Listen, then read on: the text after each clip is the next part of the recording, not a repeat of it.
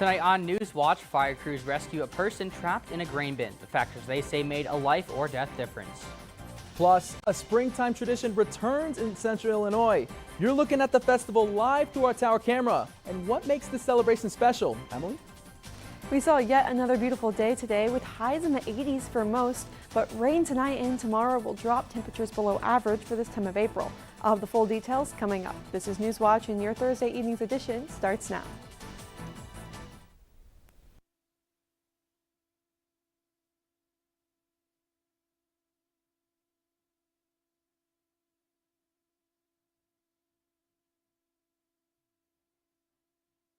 The Charleston House proudly supports Newswatch. Now welcoming guests on Charleston's historic 6th Street, the Charleston House Bed and Breakfast Inn offers refined accommodations in a beautifully restored bed and breakfast. For booking information, visit craigcollection.com or call the number on screen. TCI Realty, Charleston area's real estate connection, commercial, land and farm, and residential real estate. Experienced realtors with an up-to-date website at tcirealty.net. TCI Realty supports the students of WEIU Newswatch.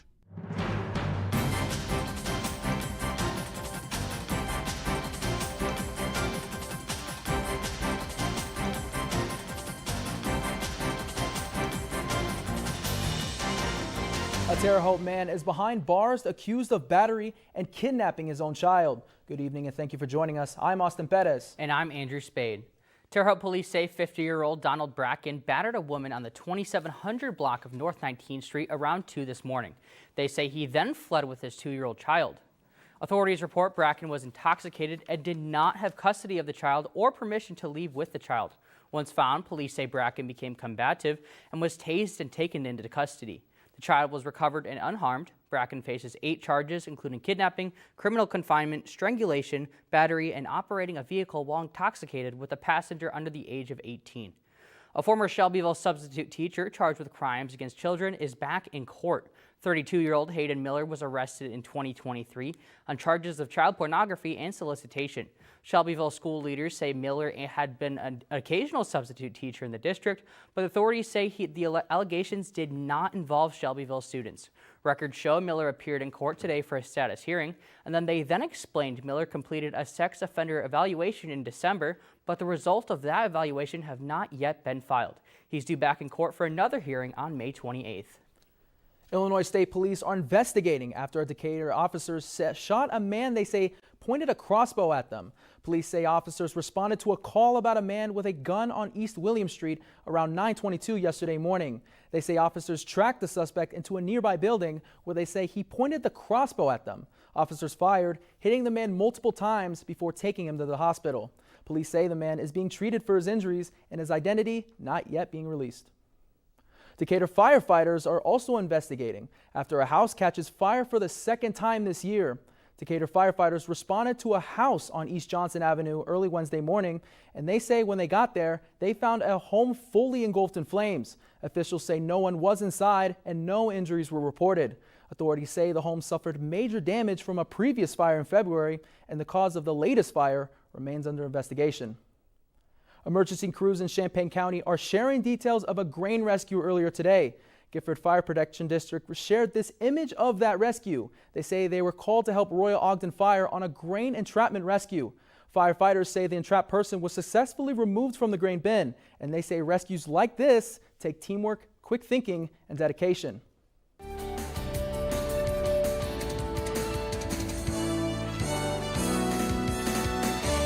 It was a very beautiful day today with high temperatures reaching the 80s for everyone except for us here in Charleston. A high temperature of 79 degrees though here in Charleston. The highest we saw across the area, a high temperature of 84 degrees down in Robinson. And as you look behind me, we saw mostly clear skies for the majority of the daytime today. But as we move overnight tonight, we're going to see those temperatures drop and a possibility for scattered rain showers as we move overnight tonight. Now these scattered rain showers will likely be in the early morning hours, but still overnight, along with that temperature dropping down into the 60s for our low. We're going to see winds blowing out of the south, calm at 5 to 10 miles per hour. But those winds will be shifting tomorrow with the majority of that rainfall falling throughout the daytime tomorrow with a high temperature back in the 70s. That's the first look at your Skywatch forecast. Now back to the desk. Thank you, Emily. The families of 4 children and a teenager killed when a woman crashed her car into an after-school program in Chatham last year have filed a wrongful death lawsuit. That incident happened last year at the Why Not camp. The lawsuit alleges the camp was built without needed safety guidelines and was way too close to a highway.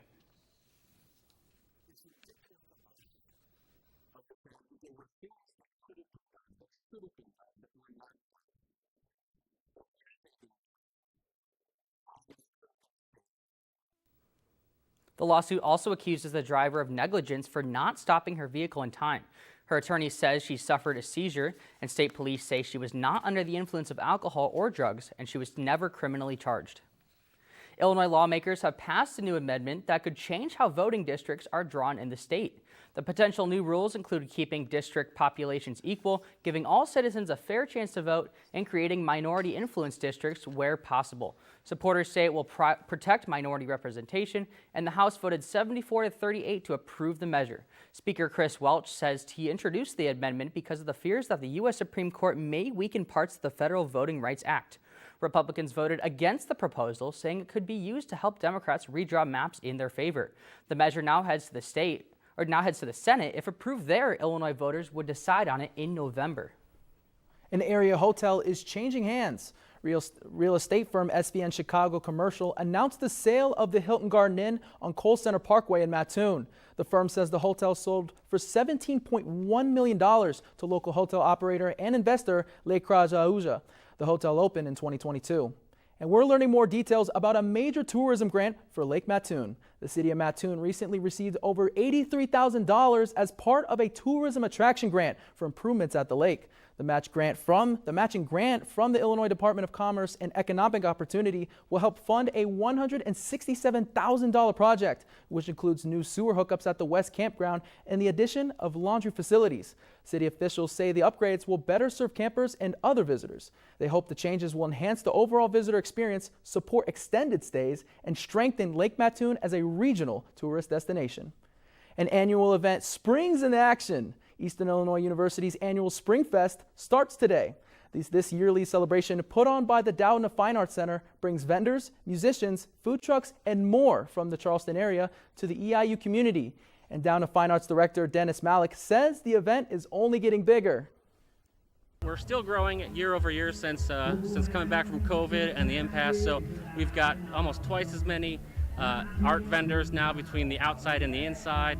We've got a full weekend planned of bands and local groups and stuff on the stage. We've got 9 food vendors here this year, and we've got a planetarium in the Black Box. We've got a huge amount of activities planned for Kids Day with free face painting, the Scoville Zoo, a whole bunch of other activities. So yeah, I'm excited about I'm just excited about the energy, and I'm excited about all the activities. Springfest includes events planned from 10 a.m. until 7:30 p.m. tomorrow and Saturday. Well, we had a lovely day for Springfest today, and hopefully we will have some more nice weather for Springfest this weekend. What do you say, Emily? Well, we're going to be seeing rain as we look forward, but that rain will not be moving in until we move into tomorrow. But that rain is going to cause our temperatures to drop down. I'll have the full details coming up. Hello, this is Jared Hawkup, EIU class of 2009. I spent 4 great years at Eastern Illinois University, 3 of which I was part of a wonderful team at WEIU. I have now been working in scoreboard operations and fan entertainment for the St. Louis Cardinals at Busch Stadium for more than 16 years. And I owe that in large part to the experience I gained while at WEIU. WEIU needs us all now more than ever. Unfortunately, WEIU has lost their federal funding, and they need us all to consider a donation of support to keep them going strong. All the donor information is located at weiu.net. Please consider your best gift of support. We are WEIU. Thank you.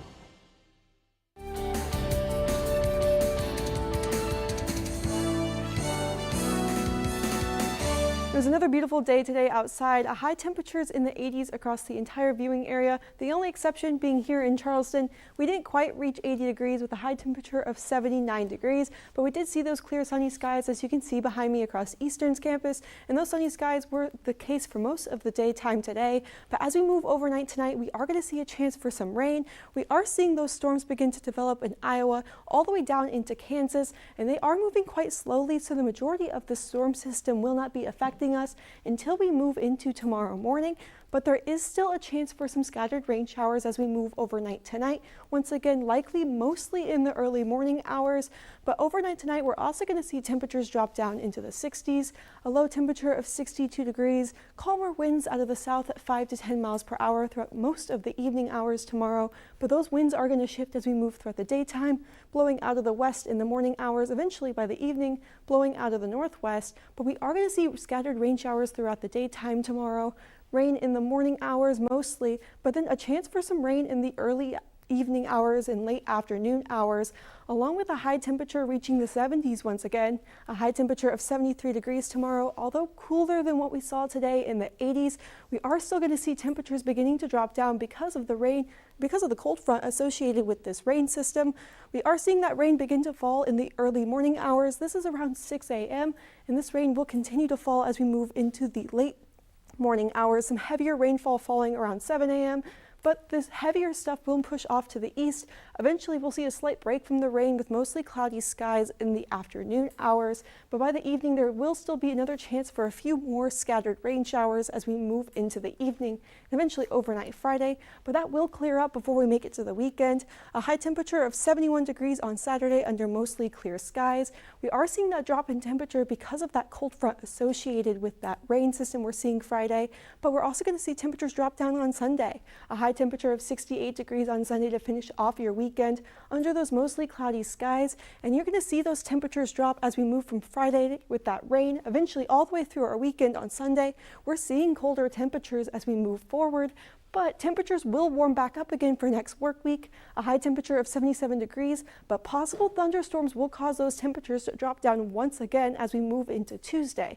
Now, this drop in temperature after Monday is going to cause us to be below average for this time of year. That average for this time of year is typically in the low 70s for the end of April. And as we look forward, we're going to see a few days that we're actually in the 60s for our highs. Now, tomorrow we'll see a high of 73, a little bit cooler than what we saw today, but that rain on Friday is going to cause our temperatures to drop down for our weekend. A high temperature in the 60s for your Sunday, and then temperatures will warm up temporarily on Monday. A high temperature of 77 degrees on Monday, but a possibility for rain showers and thunderstorms on Monday will cause temperatures to drop down once again back into the 60s. A high temperature of 63 degrees on Tuesday, staying in the low 60s as we make it to around midweek on Wednesday with a high temperature of 64.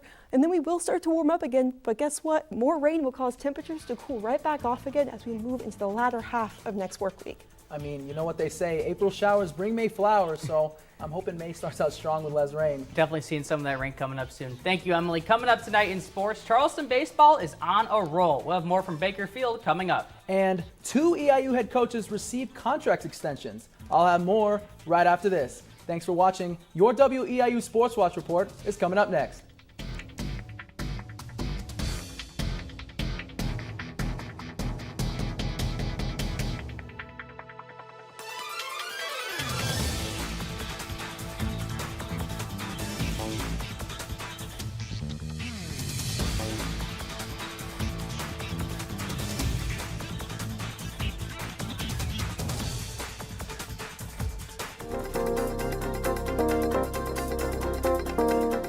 Utility bills have skyrocketed in recent years. Real estate company Ruby Home estimates American households are paying an average of $610 a month on utilities. Winter electric costs have jumped 35% in the last 5 years, according to the National Energy Assistance Directors Association. So what's causing prices to increase? Our electricity system in this country is old. There's a lot more demand on that old system. Kate Colaruli with Clean Choice Energy says extreme weather patterns are also a factor in rising utility prices. Weather experts are predicting record heat this summer, which means cranking up your AC and putting more pressure on your wallet. When the demand for air conditioning spikes, prices follow.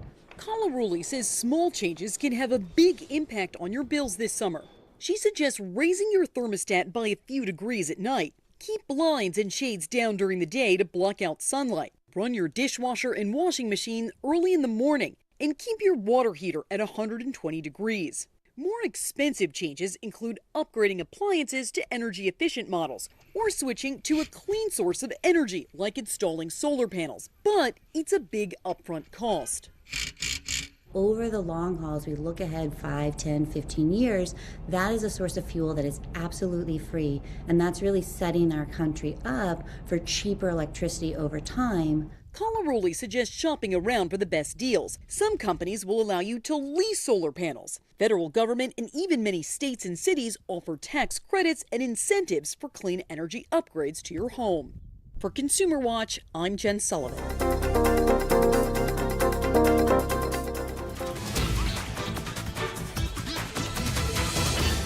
Charleston baseball is enjoying a special start to the 2026 campaign as they continue rolling through a difficult Apollo Conference schedule. Sports Watch's Matthew Posner has more on the Trojans' big game against Mount Zion and some key games ahead. The Charleston Trojans baseball team is off to one of its strongest starts in program history. CHS's 7-3 win on Wednesday over Mount Zion moved the Trojans to 11-3 on the season, and they've won 7 of those games by double digits. Junior Wyatt Gordon was the star for the Trojans against the Braves. Gordon pitched into the 7th inning and hit this 3-run homer to blow the game open in the bottom of the 3rd. My teammates are always behind me in the dugout, and we were all bringing really good energy today. And Coach Miller and all the coaches are always preparing me to do performances like that. At the helm for Trojans baseball is longtime coach Jim Miller. Miller spent the last 11 years as an assistant coach for CHS and is now the team's head skipper for the first time. Despite the impressive recent run of form, Miller says their biggest test still awaits: their rivals, Mattoon. I mean, we got their arch rival next week, so you don't have to tell them, they already know, but we have 2 more games before we get to that. In Charleston, I'm Matthew Posner for WEIU Sports Watch. Like Coach Miller mentioned, Charleston's schedule doesn't get any easier. Tomorrow, the Trojans head south to face Effingham St. Anthony before traveling to face Robinson on Monday. Then on Tuesday and Wednesday, the Trojans square off for a 2-game series against their big rivals, Mattoon. And staying with high school baseball, let's check out some scores from some other local teams. Teutopolis bounces back from their loss against Charleston with a 12-3 win over Effingham St. Anthony. Tolono Unity stays hot and extends the win streak to 7 games after a 10-2 win over Paris Central. And on the flip, Mattoon can't get out of their losing slump as they fall to Taylorville 5-3, making it their 11th straight loss. Finally, Muhammad Seymour's win streak comes to a close after losing to Effingham 7-3. Sticking on the diamond, the Panthers softball team is hosting the University of Illinois Chicago for the first time since 2001. In the top of the first, the Flames get the scoring frenzy started early, but not so fast as Mary Beth Dyson hoses the runner out at home and stopping the run from scoring. The Panthers get the ground out, but have some work to do as the UIC puts up 2 runs. Libby Stuyvesant knocks one right in the gap, gathering the first of her 3 hits in the game. Alicia Frederick drives this one all the way back to the wall. Stuyvesant rounds third and is safe, finally putting the Panthers on the board. Mohans hits a sacrifice single, sending Frederick to home, and after some back and forth scoring, Abby Hutton comes in clutch for the Panthers as they now lead 6-3. And for the first time since 1997, EIU took the victory over the Flames. With the 6-3 win, Easton improves to 27-20 on the season and extends its win streak to 6 games. Up next, the Panthers will be on the road for a 3-game series against Southern Indiana starting on Saturday. From the mound to the sand, Eastern Illinois Beach Volleyball sets foot in their first OVC tournament game. The Panthers dropped the first match against Morehead State 3-0. Tori Moheski and Alanis Nieves were unable to find their rhythm in the first round. With the loss, EIU's record falls to 5-14 and 2-3 in the OVC, while the Eagles improved to 9-17 overall. The Panthers play tomorrow at noon and face the loser of Lindenwood versus UT Martin and Tennessee Tech. And one last thing for Panther Nation. Some head coaches are getting extensions on their contracts. Athletic Director Tom Michael has announced this for men's hoop head coach Marty Simmons and women's soccer head coach Dirk Bennett. Coming off a second-round exit in the OVC tournament, Simmons will stay on the sidelines through the 2028-29 season. As for Bennett, he's had 2 years with an OVC Player of the Year under him, Abby Rhino in 2024 and Ella Cradaville in 2025 as Goalkeeper of the Year.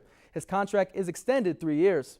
And we step up to the plate where the Chicago Cubs chemistry is on lock. Can they get a 9th straight win and become the hottest team in baseball? Starting in the second, Edward Cabrera deals and is blown up by a 425-foot bomb by Brandon Marsh. His third homer of the year gives Philly an early lead. In the bottom of the third, Michael Busch cracks open a cold one 421 feet, good for a 3-run homer, and the Cubs are on top. Last chance for Philly, Adolis Garcia puts the party on hold with a game-tying solo shot, and just like that, it's going to extras. With a loaded bag, who else but Dansby Swanson coming in to shine with a walk-off hitter? Check this one out. The Cubs get their 9th straight win, and it's not sunshine and rainbows as the LA Dodgers are next up on the schedule. Who said the NFL season started in the fall? It starts right here for all 32 teams in the league, as 257 players will be receiving that call from general managers in the league. The Las Vegas Raiders have the first selection in the draft, and many fans expect national champion QB Fernando Mendoza to be pick number 1. Chicago will be near the bottom of the order after a successful year as they hold the 25th pick. And in the second round of the NFL draft tomorrow, the number 57th overall pick gets a lifetime supply of Heinz ketchup and a custom Mr. 57 jacket. Heinz says they're doing this to pay homage to the city of Pittsburgh by introducing Mr. 57.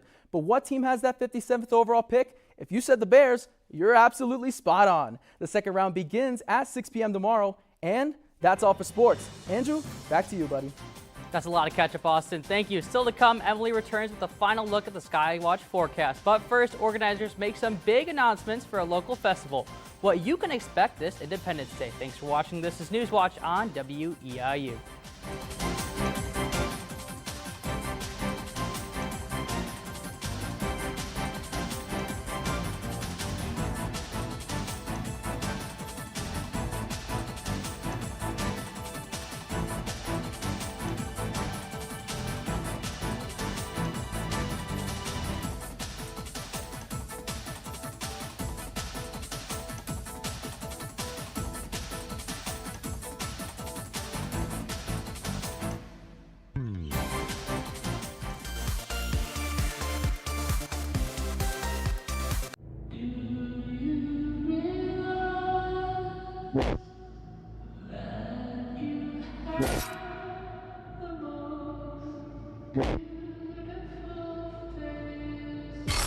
Clayface is DC Studios' first horror thriller, starring Tom Rhys-Harries as the man who goes from rising Hollywood star to Gotham City villain. The Batman-adjacent movie hits theaters October 23rd. People speak of Robin Hood.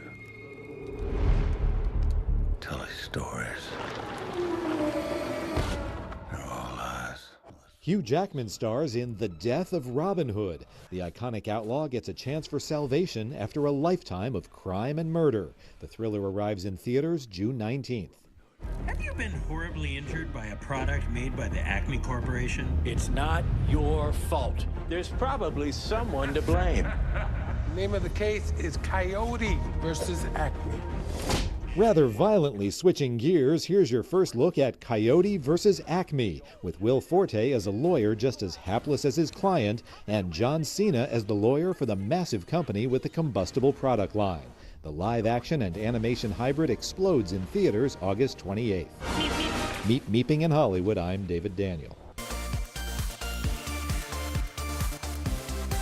Finally tonight, local groups are sharing their plans for this year's Independence Day. Organizers of Charleston's Red, White, and Blue Days have announced 2 acts for the festival. Those including Shining Star, a tribute to Earth, Wind, and Fire, and Chi-Town Transit Authority, a tribute to the music of Chicago. Those concerts are, of course, free. Other celebrations include a parade, kids' activities, food, and more.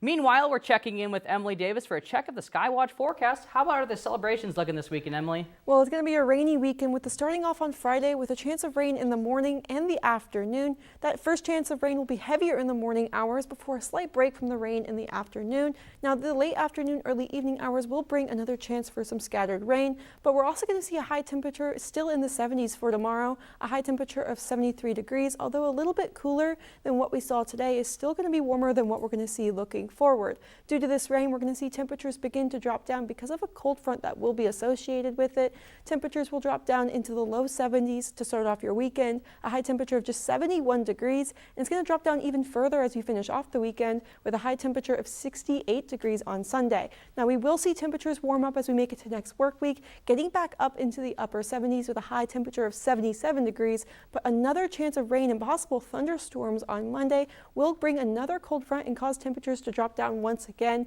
getting back down into the low 60s for your highs around midweek, a high temperature of 63 degrees on Tuesday, 64 degrees on Wednesday, and we're gonna warm up once again on Thursday back into the 70s, but another chance of rain will bring another cold front, which will cause temperatures to drop down again, which will put us below average for the next 6 to 10 days. That average for this time of year is typically in the low 70s, and those high temperatures in the 60s will put us well below that this next coming week.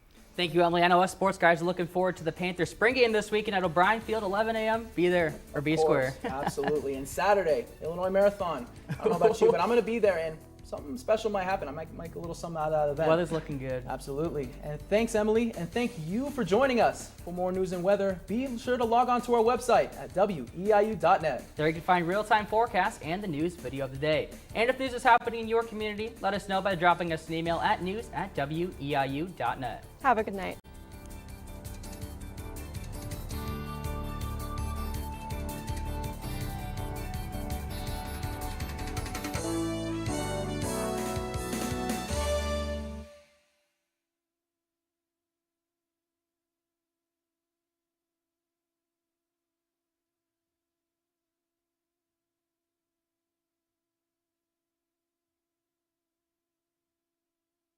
The Charleston House proudly supports Newswatch. Now welcoming guests on Charleston's historic 6th Street, the Charleston House Bed and Breakfast Inn offers refined accommodations in a beautifully restored bed and breakfast.